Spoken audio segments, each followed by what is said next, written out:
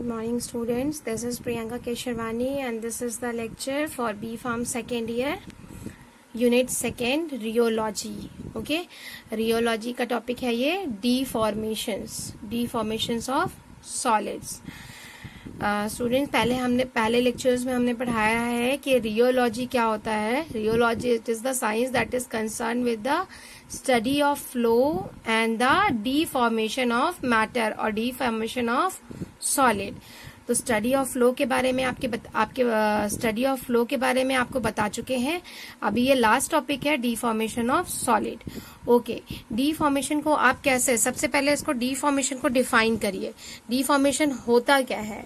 तो अब इसकी डेफिनेशन में हम ये कह सकते हैं, if there is a change in shape due to the application of external force. ठीक है, मीन्स किसी भी सॉलिड के शेप में अगर कोई चेंज आता है which is due to the application of an external force, that is called deformation of solids. Okay, किसी भी सॉलिड का कोई एक अपना शेप होता है. Suppose this is a solid material enclosed in square shape. इसके अंदर क्या है, मॉलिक्यूल्स फिल हैं. ठीक है, अब इनका कुछ इंटरमॉलिक्यूलर फोर्सेस होंगे, तभी एक दूसरे से अटैच्ड है. ओके, यहाँ पे हमने एक्सटर्नल फोर्स अप्लाई किया और ये थोड़ा सा चेंज आया शेप में. मीन्स पहले ये शेप ऐसे था, अब ये थोड़ा सा डिफॉर्म हो गया. जिस फॉर्म में था वो फॉर्म इसने चेंज कर लिया है on application of external force. ठीक है, सो इसकी डेफिनेशन फिर से एक बार बताते हैं. A change in shape due to the application of external force is known as deformation. Okay, अब देखो, अब ये जो एक्सटर्नल फोर्स है वो किस किस तरीके के हो सकते हैं. एक्सटर्नल फोर्स आपका टेम्परेचर बढ़ा के भी दे सकते हैं, प्रेशर बढ़ा के दे सकते हैं, अगर कंप्रेस करते हैं तो भी दे सकते हैं, या ट्विस्ट करके हम चेंज कर सकते हैं शेप. ओके, तो ये सारे के सारे पैरामीटर्स क्या हैं आपके, ये एक्सटर्नल फोर्सेस की तरह काम करेंगे. Okay, next is the if.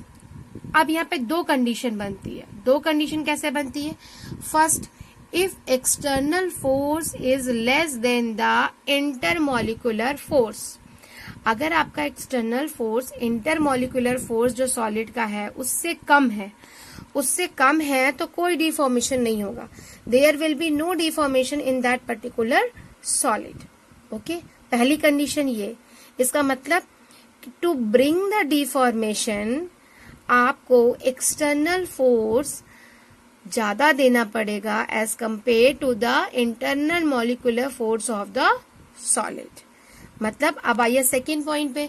अगर external force, if external force is greater than the intermolecular force, इस फोर्स से ज्यादा फोर्स होगा एक्सटर्नल फोर्स, तभी तो ये चेंज होगा शेप, तभी जो इनके कॉन्टैक्ट्स है वो टूटेंगे, इधर उधर थोड़ा शिफ्ट होंगे, तभी सॉलिड में डिफॉर्मेशन देखने को मिलेगा. ओके, ऐसे डिफॉर्मेशन को कई तरीके से डिवाइड किया गया है, लेकिन जो पहला टाइप है डिफॉर्मेशन के वो रिवर्सिबल और इरिवर्सिबल में किया गया है. एज द नेम सजेस्ट, जैसे नेम बताता है रिवर्सिबल, इट मीन्स कि जैसे ही हमने एक्सटर्नल फोर्स लगाया the solid has deformed or changed its shape, but on removing the external force those solid again regain their shape. ठीक है, अब इसका एग्जाम्पल जैसे रबर का ले लो. रबर में क्या है, आपने जैसे ही मोड़ा वो तो मुड़ गया, डिफॉर्म हो गया, बट वो धीरे धीरे छोड़ोगे ना तो धीरे धीरे धीरे धीरे धीरे वापस अपनी ओरिजिनल पोजीशन में आएगा, वापस ओरिजिनल पोजीशन में रीगेन कर लेगा शेप को. तो that type of deformation is called reversible deformation. Okay, ये समझ में आया. अब जैसे second one is the irreversible type deformation. Irreversible type deformation में क्या है, फिर से वही चीज, हमने एक्सटर्नल फोर्स अप्लाई किया किसी सॉलिड पे. If we have applied the external force in the form of temperature, pressure, compressor, twisting, pulling, pushing, anything. Okay, अगर इस पे कोई ये एक्सटर्नल फोर्स अप्लाई किया और उसने क्या किया, उसने शेप चेंज किया, डिफॉर्म हो गया, बट जैसे ही हमने एक्सटर्नल फोर्स जो लगाया था, स्ट्रेस लगाया था, उसको हमने रिमूव किया, तो वो शेप चेंज ही नहीं हुआ, वो शेप एज सच उसका फाइनल शेप हो गया। डिफॉर्म शेप जो बना वो शेप उसका फाइनल होगा, उसने अगेन से उसने अपना शेप गेन नहीं किया। That type of deformation is called irreversible deformation. Okay, अच्छा एक चीज और ध्यान देने वाली है, रिवर्सिबल जो डिफॉर्मेशन है इसको हम टेम्परेरी डिफॉर्मेशन भी कहते हैं। टेम्परेरी कुछ समय के लिए होती, क्योंकि वापस से ये अपने फॉर्म में आ जाते हैं सॉलिड्स। और इरिवर्सिबल को क्या कहते हैं, permanent type of deformation, permanent type of deformation. अब डिफॉर्मेशन जो रिवर्सिबल टाइप, जो टेम्परेरी टाइप के डिफॉर्मेशन होता है, इसका एग्जांपल होता है इलास्टिक डिफॉर्मेशन, इलास्टिक्स में, ओके, इलास्टिक बॉडी में। और जो इरिवर्सिबल या परमानेंट टाइप का डिफॉर्मेशन है, ये आपके प्लास्टिक में होता है, okay, plastic type of material में होता है, वो शेप गेन नहीं करता है। ओके, नेक्स्ट हम बताएंगे इसको और किस किस तरीके से डिवाइड किया गया है। इसको 4 तरीके से, अलग तरीके से डिवाइड किया गया है। Elastic deformation, plastic deformation, fracture या फिर ट्रू स्ट्रेस और स्ट्रेन। ये हम नेक्स्ट लेक्चर में बताते हैं। ओके, थैंक यू बेटा। Hello students, this is Priyanka Kesharwani. मैं ये लेक्चर कंटिन्यू कर रही हूँ डिफॉर्मेशंस, ओके, यूनिट 2 रियोलॉजी का। ओके, डिफॉर्मेशन में इसके पहले मैंने आपको बताया है कि डिफॉर्मेशन को 2 तरीके से भी डिवाइड कर सकते हैं, एक रिवर्सिबल टाइप, एक इरिवर्सिबल टाइप। रिवर्सिबल टाइप में क्या था, हम लोगों ने वहां पढ़ा था कि एक बार अगर एक्सटर्नल फोर्स हम अप्लाई करते हैं और the solid changes the shape, but after removing the external force it comes back into its original state. Okay, that is reversible. और irreversible में क्या था कि once you have applied the stress on it or external force on the solid, it changes the shape, but on removing the stress or force it doesn't come back to its original state. That is irreversible. एक classification वो था deformation का। दूसरा classification आप यहाँ पे देखोगे, एक elastic deformation, plastic deformation, fracture, and last one is the true stress and strain. Okay, सबसे पहले बात करते हैं इलास्टिक डिफॉर्मेशन की। जो इलास्टिक डिफॉर्मेशन होता है ये आपका रिवर्सिबल होता है, ठीक है। मींस रिवर्सिबल की सेम डेफिनेशन यहाँ अप्लाई होगी कि when the force are removed the object tends to its original shape. Okay, अब इसका एग्जांपल क्या है, रबर। इसमें एक इक्वेशन होता है स्ट्रेस और स्ट्रेन के बीच में, ठीक है। स्ट्रेस और स्ट्रेन के बीच में एक डायरेक्ट रिलेशनशिप होता है इसमें। जैसे हम लोग फॉर एग्जांपल आप समझो, रियोलॉजी में हमने फ्लो बिहेवियर पढ़ा था, ठीक है, और सॉलिड में हम उसी को क्या बोल रहे हैं, डिफॉर्मेशन पढ़ रहे हैं। In case of flow behaviour क्या होता था कि जो लिक्विड मटेरियल है आप उस पर स्ट्रेस अप्लाई करते हो तो इट स्टार्ट्स और बिगिन टू फ्लो, ठीक है। तो वहां पे जो रिलेशन हम देख रहे थे स्ट्रेस और स्ट्रेन के बीच, shear stress and rate of shear के बीच में जो हम इक्वेशन देख रहे थे, उससे हमें विस्कोसिटी की वैल्यू निकल रही थी, ठीक है। अब यहाँ पे सॉलिड की बात है, हम ये तो नहीं कहेंगे कि upon on applying external force the solid will start to flow. No, it will not start to flow, but it will changes its shape, change कर देगा शेप को। ओके, तो यहाँ पे भी हम शेयर स्ट्रेस और स्ट्रेन को, जब इन दोनों के बीच में रिलेशनशिप देखा हमने, तो उसमें ये मिला sigma is equal to E और epsilon, where as sigma is the applied stress, okay, E is the Young's elastic modulus, that is constant for the any material, any solid material. Elastic Young's modulus या फिर capital E, ये constant होता है for any kind of solid.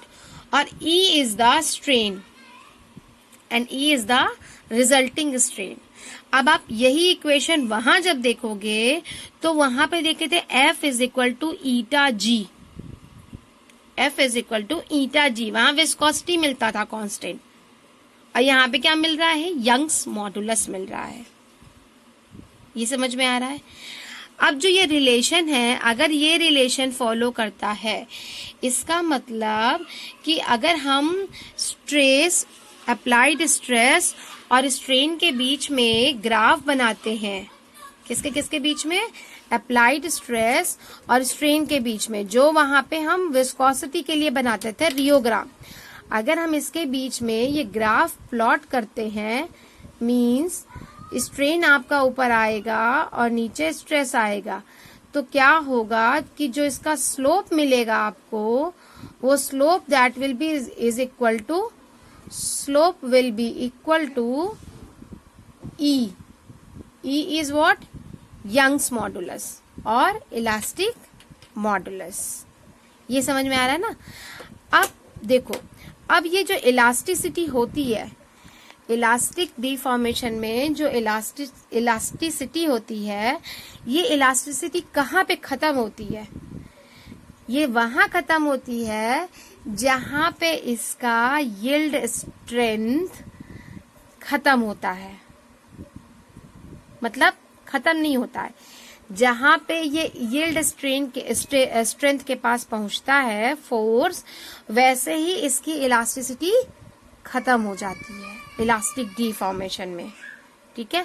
और जैसे ही elasticity खत्म होती है, ये दूसरे फेज में जाता है और इसका प्लास्टिक डिफॉर्मेशन स्टार्ट हो जाता है, ठीक।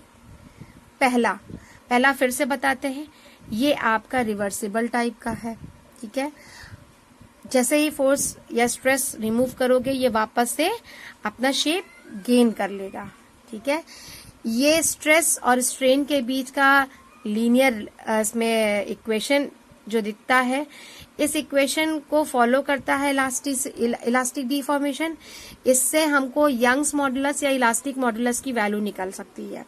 यंग्स मॉडुलस और इलास्टिक मॉडुलस क्या होता है, एक कांस्टेंट टर्म होता है जो हर एक मटेरियल का अपना अपना यंग्स मॉडुलस और इलास्टिक मॉडुलस एक कांस्टेंट वैल्यू होती है, ठीक है।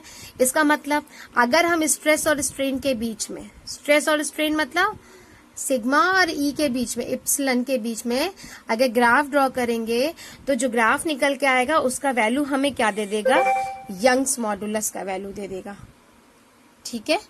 ओके, नेक्स्ट हम आते हैं। अच्छा, एक और बात बताई मैंने इलास्टिक में, एक बात ये बताई कि जैसे ही किसी भी मटेरियल की कुछ एक इलास्टिसिटी वैल्यू होती है कि यहां से यहां तक ये इलास्टिक रहेगा, इस रेंज तक इलास्टिक रहेगा, मींस इतना स्ट्रेस देंगे तो यहाँ इस रेंज से इस रेंज तक ये इलास्टिक रहेगा, अदरवाइज फिर उसमें वो चेंजेस होने लगते हैं जो कि हम प्लास्टिक डिफॉर्मेशन में देखते हैं, ठीक। अब हम दूसरे पॉइंट पे आते हैं, प्लास्टिक डिफॉर्मेशन। ये रिवर्सिबल टाइप था, ये इरिवर्सिबल टाइप है, ठीक है। First one was reversible type elastic and second one is the irreversible type, okay. अब प्लास्टिक डिफॉर्मेशन में क्या देखते हैं, इसमें जैसे ही हम स्ट्रेस अप्लाई करेंगे, एक्सटर्नल फोर्स अप्लाई करेंगे, ये क्या करेगा, अपना शेप चेंज कर लेगा, ठीक है। और वो चेंज हमेशा के लिए ही चेंज हो जाएगा, वो चेंज वापस से नहीं आएगा अपने शेप में। ये समझ में आता है। अच्छा, इसके एग्जाम्पल जैसे कॉपर, गोल्ड, सिल्वर, ये जो डक्टाइल मेटल्स है, ठीक है। अब जैसे गोल्ड ही है, गोल्ड में आप स्ट्रेस अप्लाई कर रहे हो, ऊपर से मार रहे हो, ठीक है, उसे स्ट्रेस दे रहे हो, तो शेप चेंज कर लेगा ना, वापस से वो चेंज नहीं गेन करेगा, ठीक है। सो ये इसके एग्जाम्पल हो गया है। अब देखो, अब इसके बाद आता है फ्रैक्चर। फ्रैक्चर क्या होता है, फ्रैक्चर ये होता है कि एक स्ट्रेस वैल्यू के बाद कोई भी मटेरियल एक स्ट्रेस वैल्यू के बाद वो फ्रैक्चर के फॉर्म में आ जाता है, फ्रैक्चर के फॉर्म में आ जाता है। वो क्या इंडिकेट करता है कि अब यहाँ से प्लास्टिक डिफॉर्मेशन खत्म हो गया है और ये फ्रैक्चर के कैटेगरी में आ गया है सॉलिड। ठीक, पहला था इलास्टिक, जितना इलास्टिसिटी होगा उतना इलास्टिक डिफॉर्मेशन दिखाएगा। ठीक है, अप्लाई करते जाओ। स्ट्रेस सपोज कंटिन्यूअसली अप्लाइड है, ठीक है, पहले यहाँ पे इलास्टिक मटेरियल में अगर हमने स्ट्रेस दिया, ठीक है, यहाँ पे अप्लाई किया तो वो डिफॉर्म होगा। ठीक है, इलास्टिक रेंज तक डिफॉर्म होगा। जैसे उसकी इलास्टिक रेंज खत्म होगी वो अपना शेप चेंज करना शुरू करेगा, क्योंकि अभी हमने स्ट्रेस जो अप्लाई किया है वो हटाया नहीं है। अगर हटा दिया होता तो वापस से वो रीगेन कर लेता शेप अपना, लेकिन अब ये हटाया नहीं है। उसको कंटिन्यूअस करेंगे तो प्लास्टिक की कैटेगरी में आ जाएगा। प्लास्टिक की कैटेगरी में आने का मतलब कि अब जो अगर हम स्ट्रेस हटाएंगे तो जिस शेप का हो जाएगा उसी शेप में रह जाएगा, इरिवर्सिबल हो जाएगा। लेकिन सपोज हमने स्ट्रेस यहां से भी नहीं हटाया, वो एक पर्टिकुलर शेप ले लिया प्लास्टिक में, प्लास्टिक में आने के बाद कंटिन्यूअस स्ट्रेस अप्लाई करते रहे तो फिर क्या बन गया, डिफॉर्म हो गया, टोटली डिफॉर्म हो गया। अब फर्दर उसमें हम स्ट्रेस अप्लाई करते रहे तो वो रिजल्ट हो जाएगा फ्रैक्चर टाइप का, उसमें फ्रैक्चर्स आ जाएंगे। ये समझ में आया? इन तीनों को कैसे रिलेट किया मैंने, ये समझ में आ गया ना? सिंपल सी बात है, फ्रैक्चर वहीं दिखेगा जहां से डिफॉर्मेशन कंप्लीट हो गया। कंप्लीट डिफॉर्मेशन एक बार हो गया सॉलिड का, उसमें अगर हम एक्सटर्नल स्ट्रेस देंगे तो वो फ्रैक्चर शो करने लग जाएगा। Okay, last is the true stress and strain. True stress and strain में क्या था, इसका एग्जांपल जैसे रोप है, रस्सी, ठीक है, इसमें क्या किया, जितना हमने उसको ट्विस्ट किया, सपोज थोड़ा सा ट्विस्ट किया हमने, घुमा दिया, ठीक है, घुमा दिया, उसके बाद क्या हुआ, जितनी देर तक घुमाया उतनी देर में वो पीछे से पलट के फिर वापस से अपने उसी में आ गया। मतलब एक स्ट्रेस और स्ट्रेन का डायरेक्ट रिलेशनशिप दिख रहा है। ट्रू, जितना ही आप स्ट्रेस दोगे उतने में ही घूमेगी और उतने में ही घूम के उतना ही वापस लौट जाएगी। That is true stress and strain. इसके सॉफ्ट में नोट्स प्रोवाइड किए हैं। ओके, तो उसमें इसके जैसे अभी मैंने समझाया है उसमें बाय डेफिनेशन सारी की सारी चीजें नोट डाउन है, आप उससे उसकी प्रॉपर डेफिनेशन पढ़ लीजिएगा तो ये आपको और अच्छे से क्लियर हो जाएगा। Okay students, okay, next lecture में हम आपको मॉडुलस के बारे में बताएंगे और हीकल इक्वेशन बताएंगे और यंग्स मॉडुलस वगैरह के बारे में नेक्स्ट लेक्चर में बताएंगे। ओके बेटा, थैंक यू।